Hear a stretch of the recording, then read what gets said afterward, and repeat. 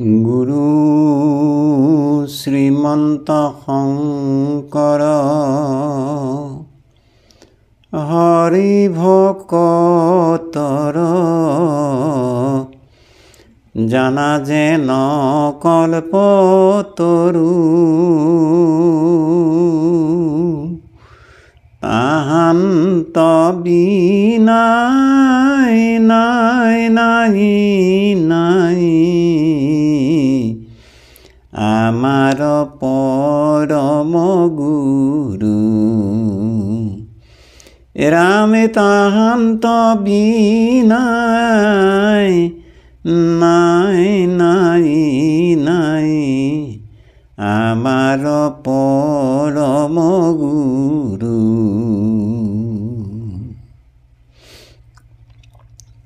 আজন্মৰ সেৱাৰ স্থলী বাপ বান্ধৱ প্ৰভু সমস্ত আই মাতৃবৃন্দ,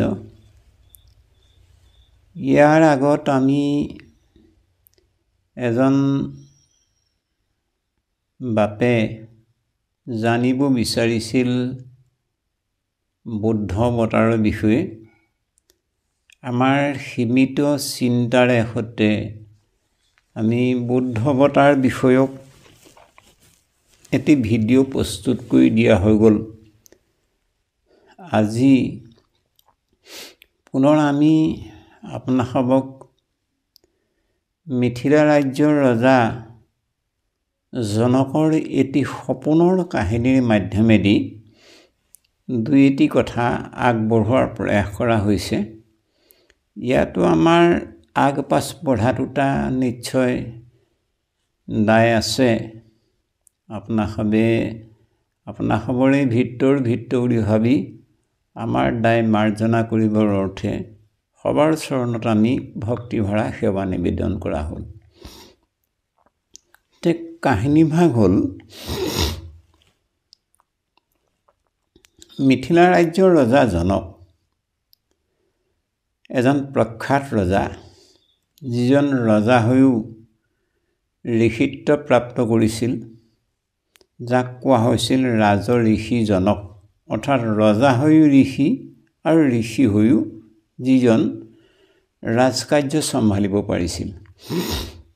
সেইজন জনকৰ এদিন ৰাজপ্ৰসাদত অন্তঃপুৰত জনক শুই আছে। মধ্যম ৰাতি জনক ৰজাই সপোন এটা দেখিলে। সপোনটো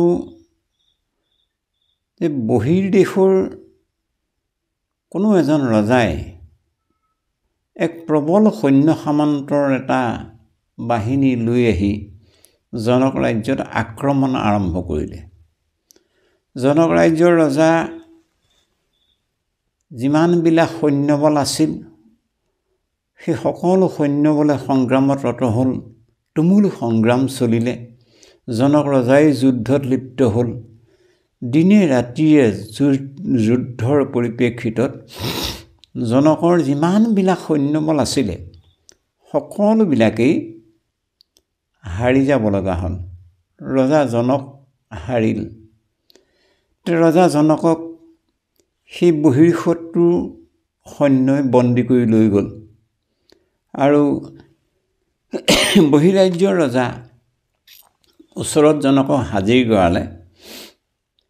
সেই ৰজাই জনকক ক'লে যে তোমাক মই এই মুহূৰ্তত প্ৰাণদণ্ড দিব পাৰোঁ, কিন্তু প্ৰাণদণ্ড নিদিওঁ। তুমি এই মুহূৰ্ততে তোমাৰ ৰাজ আভূষণ খুলি তুমি এই ৰাজ্য এৰি বাহিৰলৈ গুচি যাব লাগে। আৰু ৰজাই ঘোষণা কৰিলে, এই জনকক যদি কোনোবা এজন লোকে কিবা যদি অন্ন বা কিবা আশ্ৰয় যদি দিয়ে, তেতিয়াহ'লে সেইজনৰ সেই মুহূৰ্তত প্ৰাণদণ্ড হ'ব। এনেকুৱা এটা যেতিয়া সিদ্ধান্ত হ'ল, জনকে ৰাজআভূষণ ৰাজসভাতে খুলিলে। খুলি অকলশৰে জনকে নিজৰ ৰাজ্যৰ পৰা বাহিৰ হৈ গ'ল। গৈ আছে জনকৰ এনেকুৱা বিলাই হ'ল যে জনকক কোনোবাই ৰাস্তাত এষাৰ মাত দিবলৈও সাহস নোহোৱা হ'ল, কিজনী কিবা অপৰাধ হয়। গতিকে জনক গৈ থকা দেখিলেও কোনোবাই নেদেখাৰ ভাও ধৰি নিজৰ গৃহৰ ফালে যাত্ৰা কৰে। জনক গৈ আছে দিনটো গৈ ৰাতি হ'ল। ক'ৰবাত জনকে গছৰ তলত পৰি আছে। ৰাতিটো পাৰ কৰাৰ পিছত আকৌ যাত্ৰা আৰম্ভ কৰে। এইধৰণে 2-3 দিন জনকে কেৱল অনাহাৰ অনিদ্ৰাই গৈ থাকোঁতে জনকৰ এনেকুৱা ভোক আৰু পিয়াহত এনেকুৱা দুৰ্বল হৈ গ'ল যে জনকে যে এঠাইত দেখিলে যে এটি ৰান্ধনী ঘৰত নিশ্চয় ধোঁৱা ওলাই আছে, তাত নিশ্চয় কোনোবা ৰান্ধনীয়ে অন্ন বিতৰণ কৰি আছে চাগে। এইবুলি সেই ৰন্ধনশালাখনৰ ওচৰলৈ জনক গৈ জনকে যেতিয়া সেই ৰন্ধনশালা পাইছিলগৈ, সেই ৰন্ধনশালাৰ সেই অন্নৰ দায়িত্বত থকা লোকসকলে সকলোকে অন্ন বিতৰণ কৰি ৰান্ধনী ঘৰৰ দুৱাৰ বন্ধ কৰাৰ সময় হ'ল। ইতিমধ্যে জনক হাজিৰ হ'ল। জনকে নিজৰ হাত দুখন আগবঢ়াই দেখুৱাই দিলে যে মোক কিবা আছে যদি এমুঠি খাবলৈ দিয়া। ৰন্ধনশালাৰ যিজন মালিক আছিল তেওঁ ক'লে যে আজি আমাৰ ৰন্ধনশালাত খিচিৰি বনোৱা হৈছিল। তেতিয়া খিচিৰি সকলোকে বটাই হৈ গ'ল। অৱশেষ অলপমান খিচিৰি আছে, তাকো দেই গৈছে। তুমি যদি দিবলৈ কোৱা তাকে, মই তাকে দিব পাৰোঁ। জনকে হাতৰ ইংগিতে দেখুৱালে দিবলৈ হওক বুলি। আনি থাল এখনতে সেই জ্বলি যোৱা, সেই দেই যোৱা খিচিৰি জনকৰ হাতত ৰন্ধনশালাৰ মালিকজনে অৰ্পণ কৰি দিহি। ঠিক সেই মুহূৰ্ততে এজনী চিলনী কোনোবা দিশৰ পৰা ফটকৈ আহি পাখিৰ ডেউকাৰে সৈতে সেই থালখনত এনেকুৱা এটা কোব দি থৈ গুচি গ'ল। জনক ৰজাৰ হাতৰ পৰা থালখন মানে ধূলি বালিত পৰি গ'ল, গোটেই খিচিৰি নষ্ট হৈ গ'ল। লগালগ জনকে এটা চিঞৰ এটা মাৰি উঠিল। চিঞৰটো মৰাৰ লগে লগে জনক সাৰ পালে। জনকে সাৰ পাই দেখিছেনো ক'তা মইতো অকলে যাত্ৰা কৰি গৈ আছিলোঁ।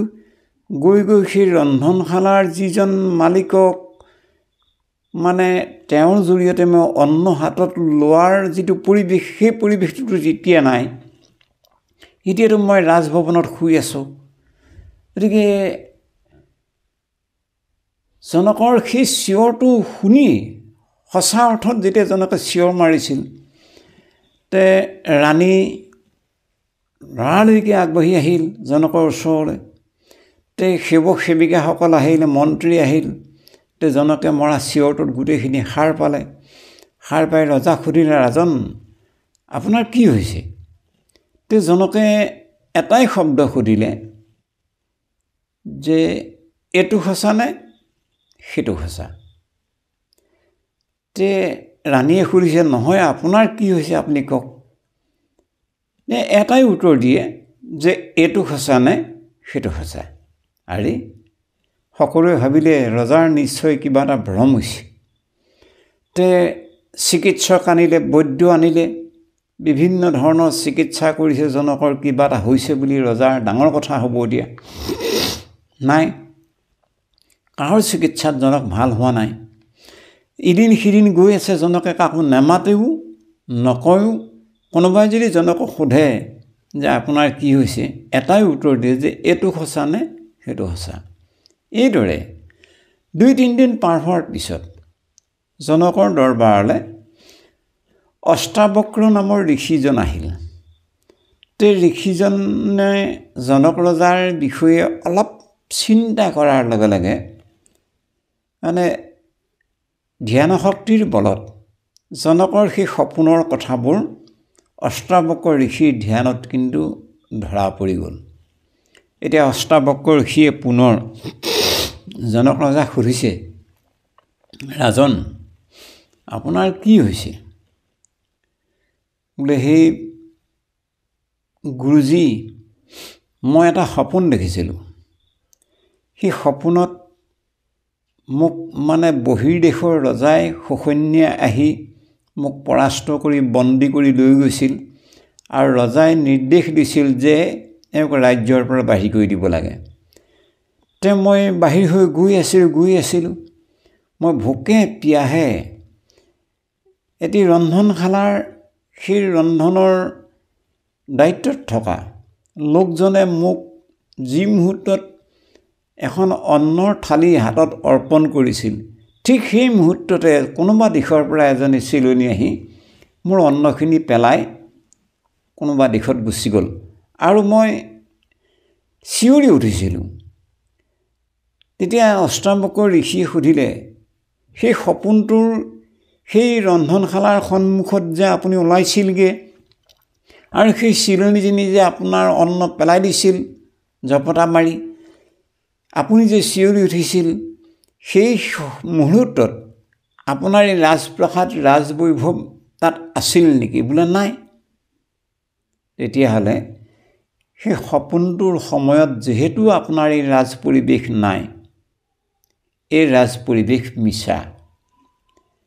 আকৌ এতিয়া আপুনি যে এই ৰাজ পৰিৱেশত আছে, এতিয়া আপোনাৰ লগত সেই সপোনটো আছে নেকি? বোলে নাই। এতিয়া আপুনি এই ৰাজমহলত থকাৰ সময়ত যিহেতু সপোনটো আপোনাৰ লগত এতিয়া নাই, গতিকে সপোনটো মিছা। জনকে সুধিলে সঁচা কি? বোলে সেইটো মিছা, প্ৰকৃতাৰ্থত সপোনো যিদৰে মিছা, ঠিক আপোনাৰ এই বাস্তৱ সংসাৰখনো তেনেকুৱাই মিছা। বোলে সঁচা কি? আপুনি সপোনটো দেখি থকাৰ সময়ত দেখি থকা মানুহজনটো আপুনিয়ে নহয় জানো? বোলে হয়। আৰু এতিয়া ৰাজপ্ৰসাদত থকা মানুহজন আপুনিয়ে নহয় জানো? বোলে হয়। তেতিয়াহ'লে আপুনি সঁচা, অৰ্থাৎ আপোনাৰ আত্মা সঁচা। ঠিক প্ৰভু সমস্ত সেই জনকৰ কাহিনীটোৰ নিচিনাই আপোনাৰ মোৰ বাস্তৱ জীৱন, প্ৰত্যেকজন ব্যক্তিৰ সংসাৰখনো তেনেকুৱাই। আমি এই সংসাৰখনো এটা ৰাতি দেখা সপোনৰ নিচিনাই। সেইকাৰণে আমাক উপনিষদসমূহে উপমাটো দিছে এনেধৰণে, এক ৰাত্ৰে কবিকছে নানা পক্ষী সমাগতা প্ৰভাতে তু দিশে জান্তি তত্ৰ কা পৰিদেৱনা। এক ৰাত্ৰে কবিকছে নানা পক্ষী সমাগতা প্ৰভাতে তু দিশে জান্তি তত্ৰ কা পৰিদেৱনা। তাৰ কাৰণে ইমান চিন্তা কৰাটো উচিত নহয়। কাৰ কাৰণে? এক ৰাত্ৰে এক বিকছে মানে যেনেকৈ দিনৰ ভাগত বিভিন্ন দিশৰ পৰা চৰাইবিলাকে উৰি আহি বেলেগ বেলেগ দিশতে চৰি থাকে, কিন্তু যেতিয়া সন্ধিয়াৰ আগমন হয়, সেই বেলেগ বেলেগ দিশত চৰি থকা চৰাইবিলাকে উৰি আহে। উৰি আহি এজোপা গছতে বিভিন্ন জাতিৰ প্ৰজাতিৰ পক্ষীবিলাক পৰি থাকে, ৰাতিটো জিৰণি লয়। প্ৰভাতেটো যেতিয়া ৰাতিপুৱাৰ লগে লগে একেজোপা গছতে বেলেগ বেলেগ জাতি প্ৰজাতিৰ পৰি থকা পক্ষীবিলাকে যেতিয়া নিজৰ ইচ্ছা অনুসৰি বেলেগ বেলেগ দিশলৈ গুচি যায় চৰিবৰ কাৰণে, তেতিয়া থাকি যোৱা পক্ষীকেইটাৰ কাৰণে উৰি যোৱা পক্ষীকেইটাইও বেজাৰ নকৰে, বা উৰি যোৱা পক্ষীকেইটাৰ কাৰণেও থাকি যোৱা পক্ষীকেইটাই শোক নকৰে, নাকান্দে। ঠিক তেনেধৰণে আমি সেই চৰাইবিলাক পৰি থকা গছজোপাৰ দৰে আমাৰ জীৱনটো মানে এটা ৰাতি, আৰু ৰাতি যেতিয়া পুৱাব, জীৱনায়ুস যেতিয়া শেষ হ'ব, প্ৰভাত হোৱাৰ লগে লগে আমি একেখন ঘৰত আমাৰ জীৱনটোত কাৰোবাক ভাই ভাতৃ পুত্ৰ পত্নী ইষ্টমিত্ৰ পিতা মাতা সকলো আমি লগালগি হ'লোঁ, কিন্তু ৰাতি যেতিয়া পুৱাব তেতিয়া সেই চৰাইবিলাক যেনেকৈ বেলেগ বেলেগ সময়ত আকৌ উৰি উৰি গুচি যায়, আমি জিৰণি লোৱা এই ঘৰ সংসাৰখনৰ পৰাও আপোনাৰ মোৰ সম্বন্ধৰ যিমানবিলাক লোক, এই লোকবিলাকো নিজৰ নিজৰ দিশ অনুসৰি জীৱই গুচি যায়। সেইকাৰণে এই সংসাৰখনো এটা ৰাতি দেখা সপোনৰ নিচিনাই। গতিকে এই অস্থায়ী অনিত্য সংসাৰখনত সাৰ তত্ত্ব কেৱল এভাগেই আছে, ভগৱন্তৰ ভকতি। ভগৱন্ত বস্তুৰ দুখানি চৰণত কায় মনোবাক্যে শুদ্ধ চিত্তে এক শৰণ বস্তু গ্ৰহণ কৰি আমি যদি ভগৱন্তৰ ভকতিত সদায় আমি ৰত হৈ থাকিব পাৰোঁ, নিশ্চয় ভগৱন্তৰ কৃপাত আমি এই অনিত্য সংসাৰৰ মাজেদিয়ে আমি নিত্য তত্ত্ব লাভ কৰাৰ সুবিধাকণ ল'ব পাৰিম। সেইকাৰণে কবিৰদাসজী এটি ভজনত এনেধৰণে আছে, তুতুৰাম নামকা সুমিৰন কৰলে ৰে কহো জানে কাল কি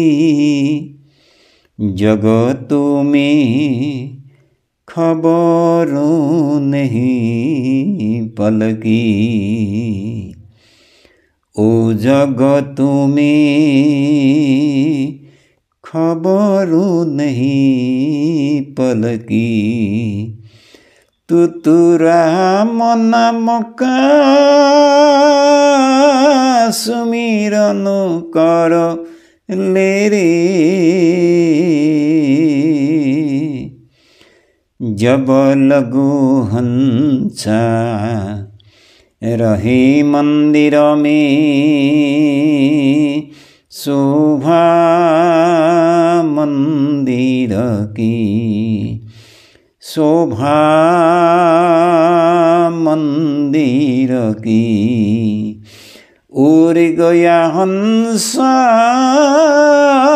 मंदिर सोना उड़ गया हंसा मंदिर सोना माती जंगल की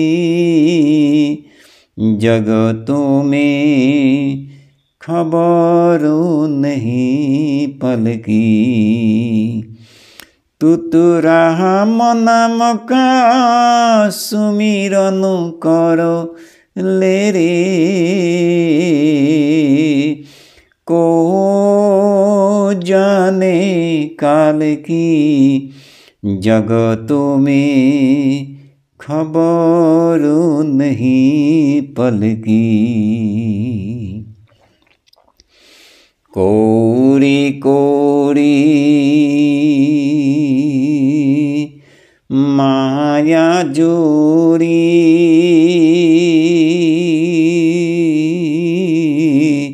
कोरी कोरी माया जोरी बात करे छलकी बात करे छलकी कहा तू कबीरा सुनो भाई साधु दुनिया दो दिन की दुनिया मतलब की जगतों में खबर नहीं पलकी तुतुराम नाम का सुमिरन कर ले रे को जाने काल की जगतों में खबर नहीं पलकी। প্ৰভু সমস্ত আই মাতৃবৃন্দ, আমিতো কোনো গম নাপাওঁ কোন সময়ত আমাৰ এই অনিত্য সংসাৰখনৰ পৰা আমি কোন কলৈ গুচি যাব লাগিব, তাৰ কোনো ঠিকনা নাই। কিন্তু এই অনিত্য সংসাৰৰ মাজতো নিত্য তত্ত্বক লাভ কৰাৰ একমাত্ৰ উপায়টো হ'ল ভগৱন্তৰ নাম। আমি যদি ভাবোঁ যে আমাৰ বয়স হোৱা নাই, সময় হোৱা নাই, তে কালে আমাৰ সময় হোৱা নাই কথাটোক মঞ্জুৰ কৰিব জানো? কেতিয়াও নকৰে। গতিকে সময় পাওঁতে, সুবিধা পাওঁতে আমি ঈশ্বৰ কৃষ্ণ ভগৱন্তৰ নাম অহৰহ আমাৰ হৃদয়ত নাম নিজৰা কিন্তু বৈ থাকিবই লাগিব। আনহাতে জব লগু হংসা ৰহে মন্দিৰ মে, আমাৰ জীৱৰূপী হংস, এই দেহটো হ'ল আমাৰ এটি মন্দিৰ বুলি কৈছে। ৰহে মন্দিৰ মে, এই দেহৰূপী মন্দিৰত জীৱৰূপী হংস যেতিয়ালৈকে থাকিব, শোভা মন্দিৰ কি, অৰ্থাৎ আপোনাৰ মোৰ শৰীৰটো, আপোনাৰ মোৰ এই পঞ্চভৌতিক দেহাৰ মুখকেইখন বহুত সুন্দৰ লগা হৈ থাকিব।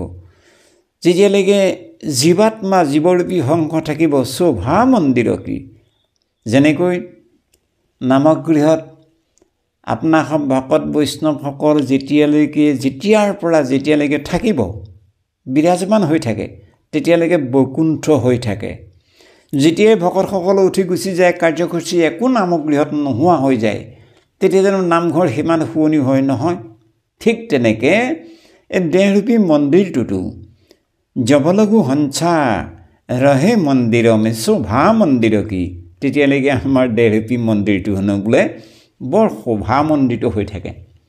কিন্তু অৰ্গয়া হংসা, যদি দেহৰূপী মন্দিৰৰ পৰা কেনেবাকৈ জীৱৰূপী হংস উৰি গুচি গ'ল, মন্দিৰত চৌনা, মন্দিৰ শূন্য হৈ যাব, হাবিতলীয়া জংঘলীয়া আবাদী মাটিৰ নিচিনা হৈ পৰিব।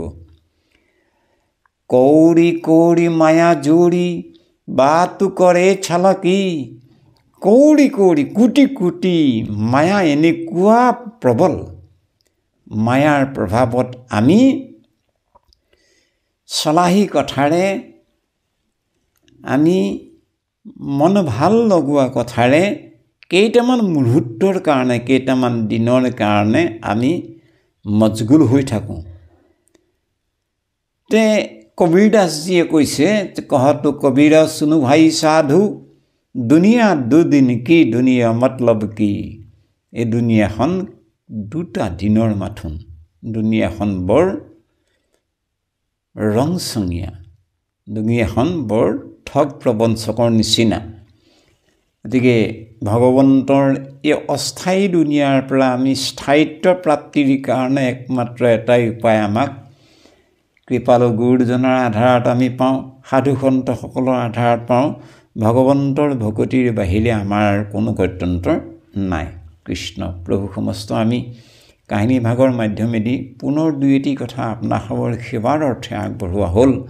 ইয়াতো আমাৰ আগপাছ বঢ়াত এটা দায় নিশ্চয় আছে। আপোনাসৱে ভিতৰি ভাবি আমাৰ দায় মাৰ্জনা কৰিবৰ কাৰণে সবাৰ চৰণত আমি পুনৰ সেৱা নিবেদন কৰিলোঁ। কৃষ্ণ।